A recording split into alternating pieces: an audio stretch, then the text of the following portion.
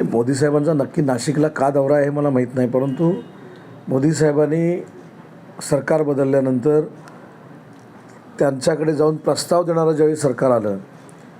एक घरात बसून प्रस्ताव द्यायचे आणि केंद्र सरकारनं काही दिलं नाही म्हणून सांगायचं, हे भूमिका न घेणारं ज्यावेळी सरकार आलं त्यावेळी करोडो रुपयाचा निधी ह्या महाराष्ट्राला दिलेला आहे इन्फ्रास्ट्रक्चरसाठी. स्वतः कायम एकनाथजी शिंदे, देवेंद्रजी, अजितदादा त्यांच्या संपर्कामध्ये असतात